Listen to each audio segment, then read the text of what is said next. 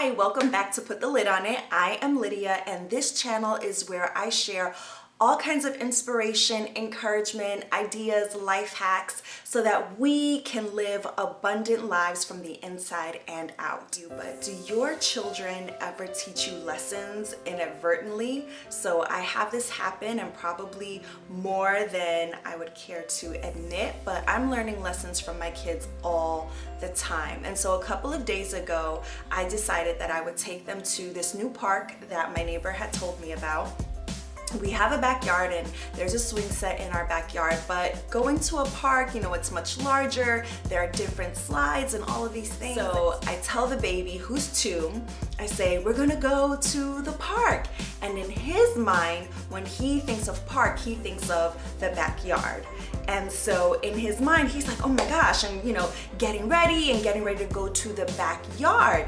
And I'm trying to pull him toward the front door because I know that the park we're going to is something better than the park that he knows. And so when he sees that we're not going to the park that he is used to, right, what he calls a park, which is not a park, it's a modest backyard in New Jersey. But that's what he knows, right? That's all that he seems to know. That's his reference of a park. And we do go to the park, we go to other parks. But for him, this is the park that he knows. And so what happens, because he's 2, and because he has something in his mind that is set, meltdown occurs.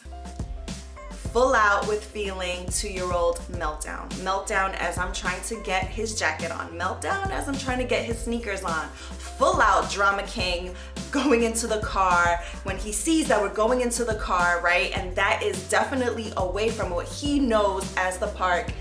He's just like inconsolable. The smallest, most unreasonable person that I know, basically. And so I finally get him in the seat all the way to the park. He's crying, he's just had it, turning red, tears, boogies, just everything, right? Finally, we get to the park, take him out of the car, and I'm taking him up the street. I had parked just up the street from the park, and when I finally get him there, his eyes just like are wide open. He sees all of these things that he can play with, things that he doesn't have, things that he never even imagined. And of course he takes off and enjoys himself. And I, the mother, because I knew better, get to enjoy that moment until it was time to leave. And then, it was another meltdown. But that's another video for another time. So what's the lesson that I learned here? The lesson that I learned is that I can be that 2-year-old because I have a limited vantage point. I have a limited view. We are limited as human beings, right? The Bible says that God's ways are higher than our ways. His thoughts are higher than our thoughts. And sometimes God has promises in our lives. He has places that he wants to take us, right? And so he may tell us, he may lay a promise on our heart, and we feel like, okay, God is going to do this thing. But then we see the thing only from our own experience, only from what we are used to. And then when life begins to take a different direction, we're like, oh, God must not have meant it. God must not, because, and whatever, right? So let's say it's park, but for you, fill it in with whatever. Fill it in with your dream, fill it in with desire, fill it in with financial, stability, fill it in with healing, fill it in with anything that you feel like you've been wanting God to do and that you feel like, oh, he's going to do it. But here's the thing, God is not going to do the thing that you are used to. God is not going to do the thing the way you think it should be done and the way that you have experienced. God does new things. And the thing about it is that we have to trust him. So if he says we're going to the park and it doesn't look like you're going in that direction, it looks like you're going somewhere completely different, trust that he is God. And he knows of places that you've never even seen. He knows of destinations that we just have to trust him. So we trust him for the ride, and guess what? We don't have to be miserable following God. How many times have we just like had spiritual tantrums, or even real life ones, right? Or a pity party, a good pity party that lasts like a couple of days, that included like, you know, cookie dough ice cream, and included like wallowing and all of these things, only to down the line see that God had something better in mind the whole time.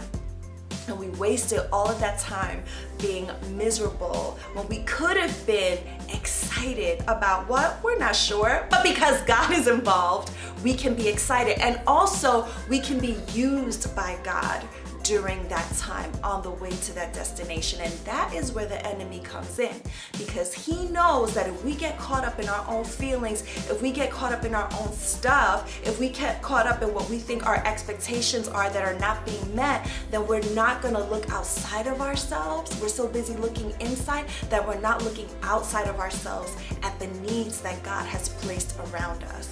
So, all of that is to say, if you sound like my 2-year-old, that's okay. I sound like my 2-year-old sometimes too.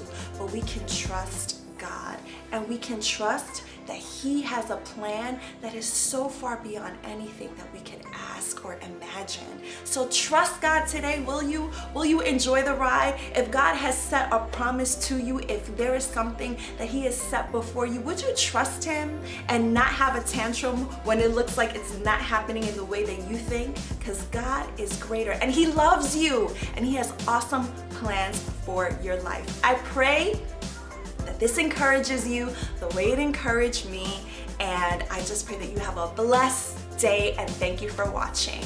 Bye-bye.